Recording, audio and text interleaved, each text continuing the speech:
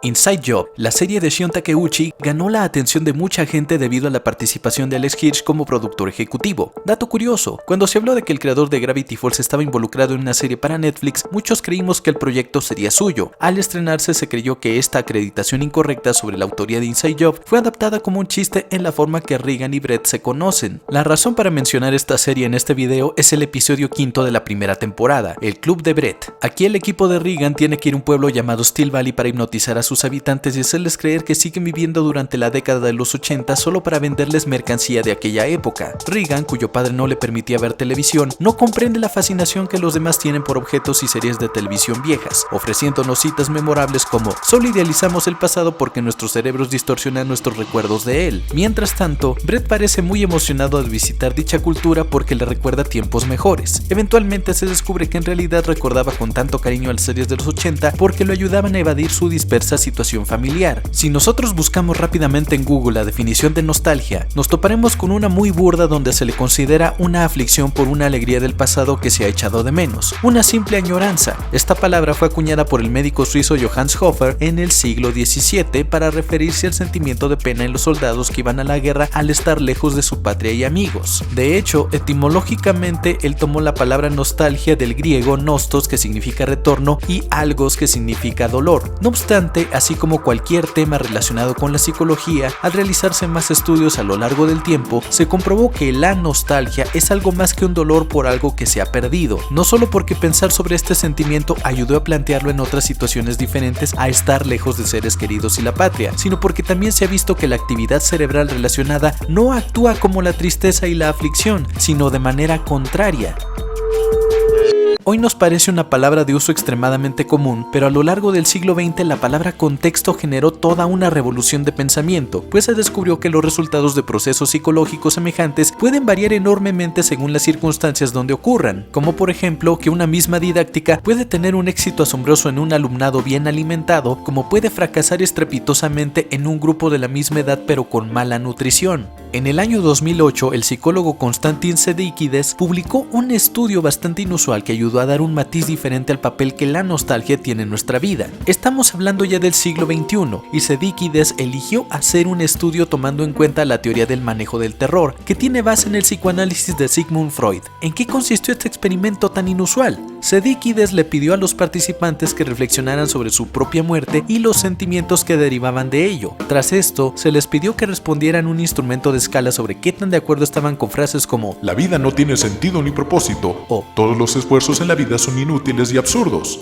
Dentro de las preguntas había muchas que hacían referencia a sentimientos de nostalgia hacia recuerdos de la infancia, la familia y otras experiencias. Aquí el estudio exhibió que entre mayor era la propensión de los participantes a la nostalgia, mayor era su creencia de que la vida tenía un sentido o un significado. Por lógica, esto también expuso que entre menor era la propensión de los participantes a la nostalgia, menor era su creencia de que la vida tiene un sentido o un significado. Al dársele seguimiento a los participantes, se pudo observar que las personas más propensas a la nostalgia tenían menos pensamientos recurrentes sobre la muerte y eran menos vulnerables a sentimientos de vacío y soledad. De esta manera, el estudio de Sedíkides encontró que la nostalgia es un recurso para dar significado a la vida, lo que es signo de buena salud. En el año 2015, un equipo de investigadores japoneses analizó imágenes de resonancia magnética funcional para ver cómo operaba el cerebro mientras las personas experimentaban nostalgia. Los resultados se publicaron en 2016 para el volumen 11, número 7 de la revista científica Neurociencia Social Cognitiva y Afectiva. Kentaro Oba, Madoka Noriuchi, Tomoaki Atomi, Yoshiya Mariguchi y Yoshiaki Kikuchi le mostraron a los participantes fotografías de sus respectivas infancias y notaron que hubo actividad cerebral en el hipocampo, la sustancia negra y el estriado ventral, significando esto que los sistemas de memoria y recompensa se activaron en el cerebro.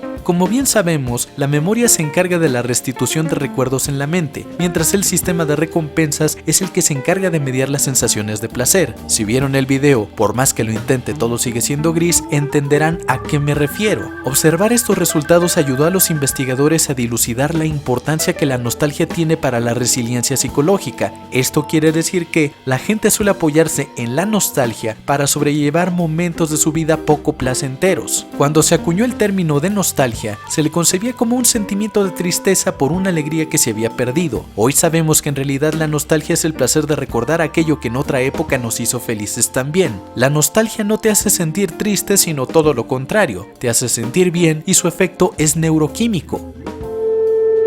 Las personas se constituyen como sujetos a lo largo de un tormentoso camino de ensayo y error. La mayoría de los bebés son criados como si fuesen reyes, así que cuando los padres necesitan que sean más independientes, se vuelve un gran sufrimiento renunciar a esa vida llena de privilegios. Formamos parte de una familia y después de la sociedad, donde tenemos que aprender a convivir y encontramos gustos en común que nos facilita tener amistades e intereses románticos. La educación que nos dan los padres después sirve para intercambiarla con la educación que los padres de nuestros amigos recibieron. Sin embargo, el entretenimiento también forma parte de ese encuentro cultural. Lo que vemos en cine, televisión, cómics y videojuegos ayuda el modo en que podemos entablar vínculos con gente de nuestra edad. Esto porque son obras culturales que también incluyen ideales de seres humanos. Siempre que tengamos el acompañamiento necesario para no aceptar ciegamente todo lo que consumimos y construyamos, podremos formar un criterio. Ver una serie repetitiva como los Power Rangers, Pokémon, Miraculous Ladybug, Yu-Gi-Oh, etc. resulta significativa para los niños no tanto por el contenido de la serie en sí, sino por todo lo que rodea esa experiencia. Desde tener amigos con quienes platicar al respecto, hasta recibir obsequios de familiares cercanos o incluso disfrutar de una fiesta temática, todo eso genera una red semántica de recuerdos que se almacenan en la memoria. Es muy probable que un adulto que vuelva a mirar una serie que le gustaba mucho de niño, descubra que tal serie no es tan buena como la recordaba o bien encuentre muchas cosas criticables. Sin embargo, cuando esta persona empieza a recorrer mentalmente su red de recuerdos, relaciona dicha serie con eventos o personas. Es entonces cuando de verdad opera la nostalgia. A lo largo de nuestra vida experimentamos muchas cosas que nos ayudan a construir una identidad, de tal manera que nos vamos topando con artistas, películas, canciones, videojuegos o cómics que marcan un hito en nuestras vidas, porque justo nos muestran un ideal de ser humano que podemos emular. Al volverse relevantes para nosotros, comenzamos a profundizar en ellos y de esta manera se vuelven significativos. Es allí cuando nos encontramos buscando curiosidades sobre una banda o análisis sobre una serie o teorías sobre un videojuego. Lo volvemos parte de nuestra dinámica social. Cuando conversamos con otras personas utilizamos esa información y de igual manera recibimos otra a cambio que es relevante para los demás. Yo te digo lo que a mí me importa, tú me dices lo que a ti te importa, estamos generando un intercambio, estamos socializando. Y si gracias a ello se forma una amistad, en el futuro recordaremos ese momento con nostalgia y por lo tanto con cariño. En muchas ocasiones la gente no solo busca entretenimiento que los lleve a distraerse de su vida diaria, exploran la media por contenido relacionado con su vocación. Por ejemplo, en la licenciatura de pedagogía donde yo estuve, era común buscar películas cuya trama se relacionara con la educación, desde La Sociedad de los Poetas Muertos, La Lengua de las Mariposas, hasta El Aceite de Lorenzo. Hacer esto detonaba muchas conversaciones sobre fenómenos que se daban en las aulas y la sociedad en general respecto del fenómeno educativo. Y obviamente esto también invocaba memorias personales. Hace algún tiempo vino a México el actor Paul Salum, quien fue un titiritero que tuvo un protagónico en el programa El Mundo de Big Man. Dicho programa se encargó de difundir datos científicos al más puro estilo de los años 90. En América no tuvo tanta repercusión, pero en México era un referente importante en la infancia de muchos, al grado que hubo quienes se dedicaron al estudio de física, geología, química o ingeniería debido a la influencia de dicho programa.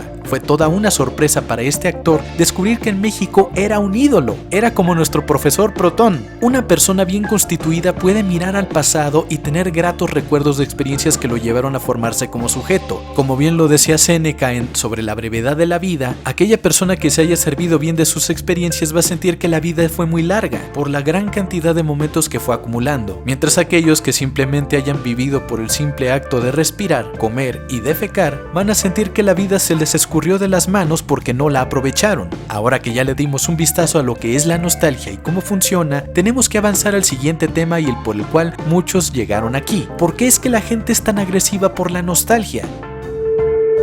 Ante la agresividad por nostalgia hay dos grandes vertientes. La primera es una justificada indignación cultural y la segunda una irracional fobia al cambio. Obviamente aquellos que deciden ignorar no los vamos a contar porque no están haciendo uso de dicha nostalgia, por lo menos para agredir a los demás. No es extraño para nadie en una época donde existen reboots cada poco tiempo ver conflictos debido a cambios radicales en diferentes franquicias del entretenimiento en la cultura pop. Esto se debe a que varias empresas productoras de cine, animación, videojuegos y series quieren quieren vender productos del ayer como si hubiesen sido pensados para las generaciones actuales, lo cual compromete la integridad de las obras, les resta autenticidad, pero sobre todo tiene el efecto contrario al que se busca obtener, que es ganar dinero, como lo fue el caso de Ghostbusters. Cuando en 2016 liberaron esta porquería, se nota que en la película realmente se esforzaron por hacer lucir a las protagonistas como alguien que se enfrenta a un peligro más emocionante y más terrible que el de un hombre malvavisco. A pesar de ello, nadie quiso esta película. Sin embargo, cuando recientemente en 2021 se estrenó una protagonizada por Grace McKenna, la gente alabó esa versión porque consideraron que fue una mejor manera de pasar la batuta a una nueva generación. Hasta hace una década era infalible la frase de toda publicidad es buena publicidad, porque gracias a los escándalos era que un producto o celebridad se daba a conocer. Personajes como Paris Hilton se sirvieron muy bien de ello para ganar fama y dinero. Sin embargo, la gente no es estática y ante el abuso de los escándalos han aprendido a ignorar. Por ejemplo, cuando el reboot de She-Ra desarrollado por Noelle Stevenson salió, hubo un escándalo mayúsculo por los grandes cambios estéticos. Se habló mucho de la serie y se creyó que podría ser buena publicidad. Sin embargo, a final de cuentas terminó siendo una serie de nicho cuya audiencia principal fueron adolescentes mayores y jóvenes adultos, la cual batalló bastante para concluir su historia. Quienes de pequeños vieron a la primera She-Ra tenían gratos recuerdos de esa serie que, debemos recordar, surgió en una época donde la mayoría de las series animadas americanas pretendían dar lecciones de vida y hasta se asesoraban con psicólogos, como fue el caso de Thundercats. En el momento que se decidió lanzar una serie de She-Ra con base en la visión de los años 10, condenaron el proyecto a la negativa de los padres por recomendar la serie a sus hijos. No tanto por homofobia, sino porque hacer un reboot implica abandonar la visión del proyecto original, el cual se queda estancado en las limitantes técnicas de su época. Lo mismo sucedió con otros proyectos como Thundercats Roar o Las Chicas Superpoderosas, reboots que descaradamente le dieron la espalda al sentido original de la franquicia únicamente porque pretendían hacer dinero.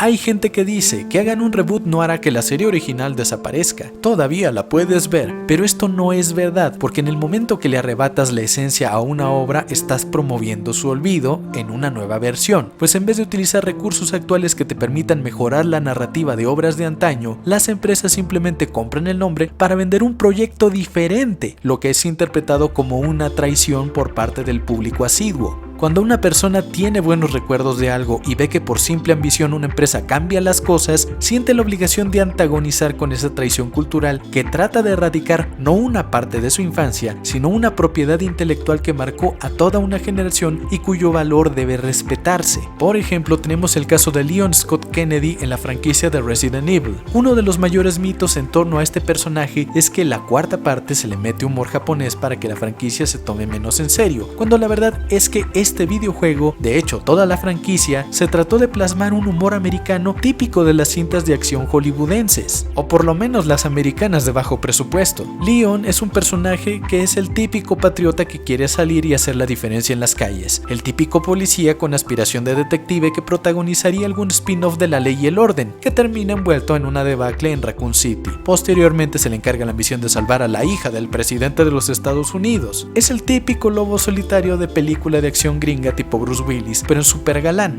En las películas animadas de la serie lo hemos visto en la misma disposición y con la misma actitud, teniendo que correr a toda velocidad para saltar en el último minuto con una explosión detrás. En la serie animada de La Tiniebla Infinita volvemos a verlo igual, siempre activo, siempre anteponiendo lo que es justo según él. A veces resulta demasiado ingenuo, pero en términos generales es el típico héroe de la típica película gringa de acción. Cuando en 2021 es liberada la película de Resident Evil Bienvenido a Raccoon City, el actor Avan Jogia le dieron a interpretar el papel de un Leon Kennedy completamente roto, y no estamos hablando de roto como el Leon original, a quien todo le sale bien, sino roto espiritualmente, alcohólico, jodido, sin aspiraciones, incompetente, nadie lo quiere. Y aquí se manifiestan esas dos vertientes de la nostalgia, porque había gente que a pesar de la diferencia de rasgos le dio el beneficio de la duda antes del estreno, que de inmediato le retiraron el apoyo al ver el resultado. Había gente haciendo pedazos al actor solo por haberse prestado a interpretar un Leon Kennedy destrozado por Johannes Roberts, quien escribió y dirigió esa película asquerosa.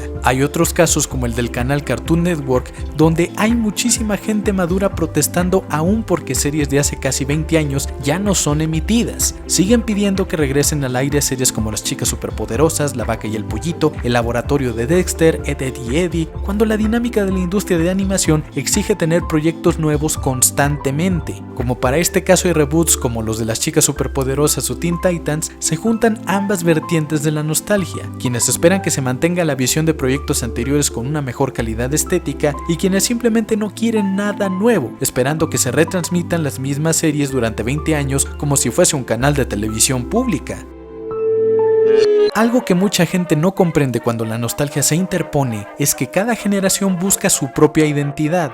Llega un momento en la vida de cada ser humano donde quiere despegarse de lo que su familia le ha inculcado para buscar su propia forma de ver el mundo. Y aunque hay muchos aspectos de la cultura que deben preservarse, hay muchos otros que simplemente deben superarse o en el mejor de los casos reinventarse. Como sociedad, como creadores de contenido, como autores, no se le puede pedir a la gente que repitan lo mismo una y otra vez. Hay que entender que antes de tornarse agresivos contra algo que se opone a nuestra nostalgia, tenemos la opción de ignorarlo, de no matarlo sino dejarlo morir. Y si algo para las nuevas generaciones tampoco resulta bueno, también se rehusarán a consumirlo. No hay necesidad de andar promoviendo conflictos innecesarios. En fin, si el video te gustó, regálame un pulgarcito arriba y suscríbete a mi canal porque el amiguismo es la onda. Sebastián Derain para servirte.